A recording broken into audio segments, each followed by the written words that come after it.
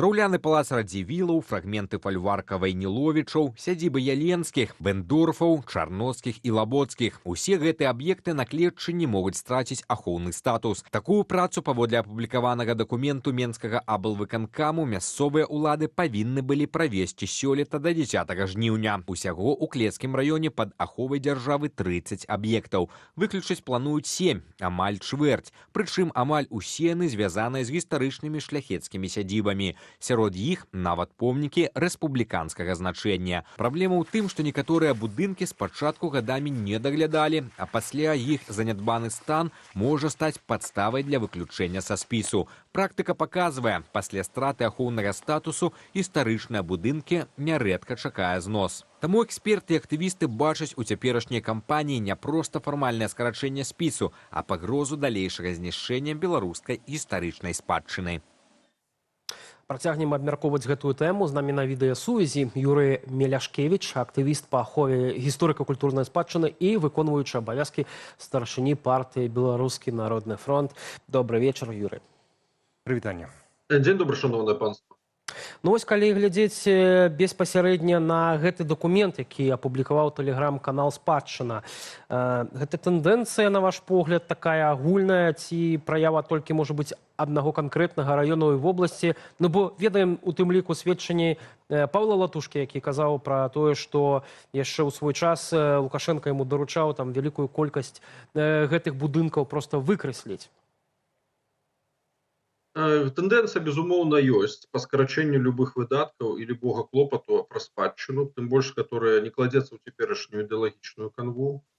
Пры гэтым трэба сказаць, што ёсць супрацьлеглыя тэндэнцыі, калі з аднаго боку рэстаўруецца нейкі аб'ект, ну, ось, напрыклад, навіна нядаўняга часу, гэта аднаўленне помнікаў у Лошыцкім парку, і пры гэтым адначасова мы атрымліваем інфармацыю, што Совмін дае доручэнне па скарачэнню спадчыны. З майго пункту гледжання тут можна разглядаць гэта з пункту гледжання той фіаска, якое ёсць у пытаннях аховы спадчыны ў раёнах. І, безумоўна, тут пытанне ўсё ж такі адказнасці і тых мераў, якія прадпрымаліся ўлады, ці не прадпрымаліся, тыя чыноўнікі, адказныя пасадоўцы, на якіх быў абавязак даглядаць гэтыя помнікі. Бо калі пачытаць уважліва дакумент, які прыйшоў з Совета Рэспублікі, прабачце, Совета Міністраў, то там гаворыцца пра тое, якія меры прадпрымаліся дзеля абароны помнікаў гісторыі культуры ад разбурэння. І вось мне цікава, ці за гэтым паследуе нейкія оргвывады з боку міністэрства, калі такіх працаў і такіх захадаў не было. А маюць нейкія кантрольныя органы вось правяраць, наколькі дзяржава, ну, у дадзеным выпадку вось арганізацыі, якія займаюцца аховай гэтых помнікаў, прадпрымала нейкія захады, каб захаваць той ці іншы помнік культуры? Безумоўна. Перш за ўсё, пракуратура павінна займацца наглядам за выкананнем заканадаўства на помніках гісторыі культуры, наяўнасці падпісаных ахоўных абавязальніцтваў з боку ўласніка, распрацаванага праекта зон аховы помніка гісторыі культуры. І у выпадку наяўнасці гэтых дакументаў, вось па пунктах выканання захадаў па захаванні гэтага аб'екта ў належным стане. У выпадку не правядзення належных працаў і захадаў, за гэта прадугледжаны штраф, адміністратыўная, а нават часам і крымінальная адказнасць, бо разбурэнне помніка наўмыснае, гэта ёсць прыкмета крымінальнага злачынства. Таму у нас ёсць кантралюючы орган, які, дарэчы, недавно заклапоціўся тым, ці ёсць ва ўсіх помнікаў гэтыя ахоўныя зоны. Пракуратура адносна недавно рассылала такія дакументы, і гэта было вядома. А цяпер вось мы бачым ініцыятыву з боку Совміна, які кажа, ну давайте скароцім гэты спіс, каб нам не напружвацца лішні раз у пытаннях аховы на спадчыны беларускага народа. Ну, ситуация такая, что нема помніка, нема праблем. Тут, напэўна, першая матывацыя, это нават не столькі там змагацца з еўрапейскасцю альбо пальшчызнай, а менавіта зняць з балансу, каб, ну, вот, не турбавацца, не шукаць на это грошы, не мець пад это адказнасць. Але заўсёды тут ёсць адно але. Калі ў дзяржавы нема рэсурсу на гэта, хаця дзіўна, у яе ёсць там на міліцыю, на ўсіх гэтых чыноўнікаў, на спадчыну няма. Але ўсё-такі няма рэсурсу. Ну ёсць жа заўсёды такі варыянт, як аддаць, напрыклад, грамадству, альбо аддаць приватникам, приватным інвестарам. І, Юрась, ви маєте дачыненне, ну, прынамсі, да аднаго такого інвестыцыйнага праекту аднаўлення шляхецкай сядзібы. І таму я бы папрасіў, это нават не пытанне, а сказаць, у чым тут падводныя камяні і чым гэта можа абернуцца, чаму прыватнікі не так-то і ахвоча беруцца за падобныя аб'екты. Цэлы комплекс складанасцяў. Перш за ўсё, гэта даволі складаныя інжынерна-тэхнічныя працы, якія неабходна і запланаваць як праект, і выканаць у будаўнічым выглядзе. Дзяржава не спрыяе зараз гэтым праектам, яны збольшага заклапочаныя, скажем так, лаяльнасцю і кантралюемасцю тых, хто займаецца такімі праектамі. А пытанне захавання і клопату гэта ўжо наступнае, што бярэцца і ацэньваецца. Акрамя таго, безумоўна, што у нас няма такой культуры, калі людзі, у якіх ёсць сродкі, яны укладаюцца ў такія вялікія і іміджавыя праекты для беларускай культуры. Дзяржава павінна ствараць з гэтага пэўную ўзровень, пэўную нейкую місію і паказваць, што гэта вельмі важна для яе. І тады, можа быць, адгукнуцца тыя інвестары, мецэнаты, якія возьмуць на сябе такую адказнасць і клопат. Вось. Таму я думаю, што гэта праблема у цэлым стасункаў дзяржавы, прыватнага бізнеса, дзяржавы, грамадзянскай супольнасці. І пакуль гэтыя праблемы не вырашаны, наўрад ці мы пабачым пашырэнне практыкі клопату пра спадчыну і сядзібаў, шляхецкіх сядзібаў тым больш. Які галоўны матыў уладаў у знішчэнні такіх помнікаў? Пра гэта мы спыталі у рэканструктара і папулярызатара гісторыі Беларусі Сержука Кідышкі. Давайте паслухаем, а пазней вернемся да нашай размовы. Гэта справа ўжо нам як бы давно знаёмая, гэта з'ява такая не новая, таму што вось добры прыклад на все гэта лукашэнкаўскія дажынкі, напрыклад, заўсёды знішчаліся архітэктурныя помнікі, і заўсёды гэта правовыя акты і нормы падбіваліся пад патрэбы канкрэтнай сітуацыі. Казалі, што гэта нейкія старыя пабудовы, што гэта ўсё ветхае, мы гэта ўсё знесем, пакладзем плітачку і гэтак далей. Я просто кажу про тое, што механізм гэтай знішчэння архітэктурнай нашай спадчыны, ён уже адпрацаваны. Гэта не новая з'ява.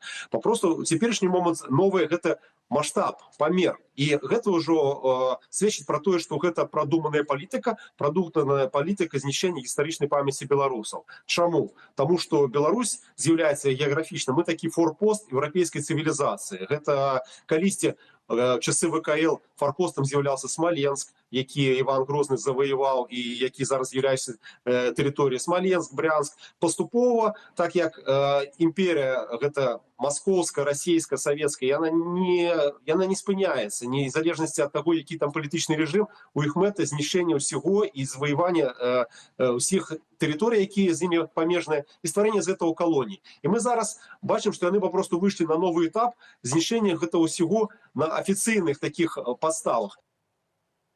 Юрась, вось я, калі сядзеў, разважаў на гэту тэму, то, я вас не ведаю, ці ёсць сэнс кідацца ў канспіралогію наконт таго, што менавіта еўрапейскую спадчыну, там, польскую, заходнюю пад нож пускаюць, знішчаюць папросту спадчыну, а яна ў нас папросту еўрапейская, таму вот пераважна пра яе знішчэнне-то і ідзе гаворка. У нас другой няма.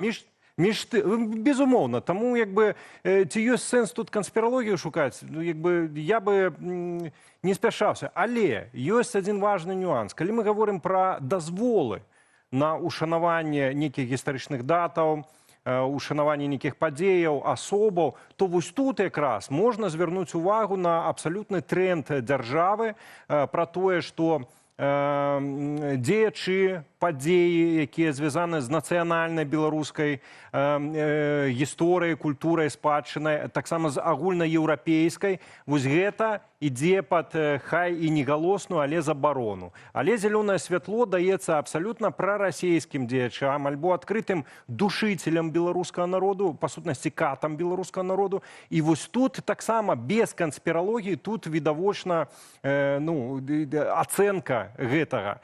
На вашу думку, чаму так адбываецца? Чаму дзяржава, которая з аднаго боку, тут і да палітыка таксама пытанне, калі дзяржава з аднаго боку так хапаецца за сваю ўладу і не хоча быць адным з, Лукашенко не хоча быць адным з губернатараў Расіі, ён хоча быць асобным кіраўніком, асобнай дзяржавы, ён дае дазвол на прасоўванне расійскага свету, на замацоўванне, цэментаванне яго якраз на знішчаных падмурках нашай сапраўднай спадчыны? Пытанне ў тым, што няма зялёнага святла на тую альтэрнатыву беларускай візіі, як у нас павінна выглядаць наша спадчына. А паколькі сама ідэалогія нагрупуецца на памяці пра 20-е стагоддзе, на Другую сусветную вайну, фактычна на савецкі перыяд, і кадры ідэалагічна рыхтуюцца, узрошчваюцца менавіта з такой культурнай праграмай, то яны, адпаведна, разглядаюць усю шырэйшую культуру як тое, што не мае той вартасці, якая можа дапамагаць у пабудове Беларусі. Гэта пытанне ментальнага стану гэтых выканаўцаў, якіх Лукашенка все гэтае дзесяцігоддзя адмыслова вырошчваў. У іх няма ніякай беларускай ідэі, у іх няма ніякай беларускай ідэнтычнасці, і гэта збольшага людзі, якія разглядаюць Беларусь як прастору дзеля маніпуляцыі вось гэтымі матэрыяльнымі аб'ектамі. І калі нейкі аб'ект, як палац там, ці сядзібны, ці нейкія парэшткі гаспадарчага двара, яны для іх страцілі функцыянальнасць, то все астатнія гісторыка-культурныя ремінісцэнцыі, звязаныя з 19 стагоддзем, з паўстанцамі, з нашымі культурнымі дзеячамі, яны нічога для іх не варты, бо не патрапляюць у тую ідэалагічную парадыгму, якую ім вкладалі в універсітэтах, в акадэміях, там на тых курсах падвышэння кваліфікацыі, дзе ідэолагі, якія ім пастаянна чытаюць гадзінку ідэалогіі. Гэта ўсё не патрапляе ў іх карціну света, і оно таму так лёгка страчваецца. Манкуртызм, ён горшы нават, чым рускі свет у гэтым выпадку. Таму што ён стварае той вакуум, куды зальецца любая, нават самая злачынная, нават самая чорная ідэалогія, якую зараз агрэсіўна прасоўваюць з усходу. Падавалася б, што ўлады Беларусі, так званыя ўлады Беларусі, не хочуць яны гэтую спадчыну захоўваць для самых беларусаў. А з іншага боку хочуць, каб да нас у Беларусь прыязджалі турысты з усяго свету. І прыязджае шмат расейцаў. Яны прыязджаюць у Нясвіжскі замак альбо ў Мірскі і бачаць, што тут еўрапейская культура, еўрапейская гісторыя, што тут сапраўды нашчадкі зусім іншай у адрозненне ад Расіі культуры. Так чаму, калі уласна гэтыя расейцы прыязджаюць да нас, не паказаць ім гэтую еўрапейскую культуру, бо Лукашенко ж так любіць сваіх братоў расейцаў, якія да нас, зрэшты, прыязджаюць на ўсе дзяржаўныя святы. Вось і паказваюць тое, што яны зрабілі за ўсе гэтыя гады, тыя іміджавыя, нешматлікія праекты, якія выцягнулі коштам бюджэта. Все астатняе, яно ім не патрэбна, яно не вартае. Гэта ёсць такое, у нейкім сэнсе, фейкавізацыя самой культуры, яе дыяпазона, выбіранне таго, што дзяржаўнае, тое, што патрапіла ў дзяржаўную праграму, і все, што астатняе, на што не хапае ресурсаў, што могуць чым займацца ці грамадскія арганізацыі, ці прыватнікі, што не з'яўляецца падкантрольным. Гэта ўсё можна збросіць з баланса, зліквідаваць і такім чынам не займацца рознымі складанымі пытаннямі ўзаемадзейнічання з простымі беларусамі, якія любяць сваю культуру і спадчыну, там інвестарамі, якія хацелі б свае задумы нейкія рэалізаваць на гэтых аб'ектах, маецца на ўвазе музеі, нейкія культурныя цэнтры. Гэта ўсё задужа складана, гэта ўсё задужа некантралюема ідэалагічна, таму ад гэтага прасцей проста адмахнуцца і пакінуць все так, як ёсць. Тое, што задэградавала, забурыць, зліквідаваць і не несці ніякай адказнасці за тое, што гэта все не безгаспадарліва стаіць і разбураецца пад адкрытым небам. Таму гэта все ж таки я разглядаю як праблему в цэлым того ладу дзяржаўнага і той ідэалогіі, якая была гэтымі гадамі, скажем, уведзена ў галовы гэтых кіраўнікоў. Я думаю, што, на жаль, гэта пытанне прыйдзецца вырашаць яшчэ шмат гадоў пасля нават прыхода дэмакратычных уладаў, калі мы будзем выхоўваць вось гэта пакаленне новае кіраўнікоў, якія разумеюць каштоўнасць беларускай культуры ў цэлым, а не толькі той часткі, якая патрапляе пад дзяржаўную ідэалогію. Ну, а пакуль краіною кіруюць тыя, хто кіруюць нізкага культурнага ўзроўню людзі. Я з свайго шматгадовага досведу змагання за гарадзенскую гістарычную спадчыну з сябрамі магу сказаць, што яны разбуралі і не слухаліся ні спецыялістаў, ні валанцёраў, нікога, пакуль не зразумелі аднаго, што на гэтым можна зрубіць бабкі. Вось калі яны зразумеюць, што можна зарабіць на гэтым грошы, то тады яны будуць і адбудоўваць, і штосьці там ахоўваць нават і так далей. Між тым, адно караценькае пытанне, калі мы загаварылі пра будучыню. Юрась, наколькі вы ацэньваеце магчымасць, што рана ці позна гэта ўлада сыдзе? Ці зможам мы адбудаваць тую спадчыну, якая была альбо наўмысна знішчаная, альбо даведзеная да гаротнага жалю і самазнішчылася вось за гэтыя гады? На жаль, таких помнікаў, які мы заўжды страцілі, вельмі шмат па Беларусі. Мы можам гаварыць толькі пра тое, што самыя знакавыя аб'екты, нават калі яны даведзеныя былі да стану з ліквідацыі, толькі яны могуць быць аб'ектамі нейкай рэінавацыі. Аўтэнтычных аб'ектаў, якія мы страцілі за апошнія гады, вельмі шмат. Іх закапвалі, іх проста часам яны гарэлі. І цяпер незваротных стратаў мы маем шмат. Вось. Але, тым не менш, дзякуй Богу, што Беларусь багатая сваёй спадчынай, і нават гэты Клецкі раён, про які мы зараз размаўляем, нават у ім аб'ектаў вельмі шмат. Я спадзяюся, што іхнія рукі вось гэтых цяперашніх дзеячоў не дацягнуцца да кожнага аб'екта. І ўсё ж такі прыйдуць часы, мы адновім тыя сядзібы шляхетныя, якія стваралі прыгажосць беларускіх вясковых краявідаў. Яны былі самымі, наверное, прыгожымі асяродкамі нашага беларускага культурнага ландшафта. Гэта цэлы культурны пласт, гэта цэлая цывілізацыйная з'ява. Вось гэтыя маёнткі з унутранай культурай, з музыкай, з вершамі, са спевамі, з танцамі. Гэта былі такія цудоўныя месцы, якія даследчыкі васпяваюць у сваіх творах зараз. Яны проста натхняюцца таго, якае багацце культуры было ў самых маленькіх беларускіх вёсках.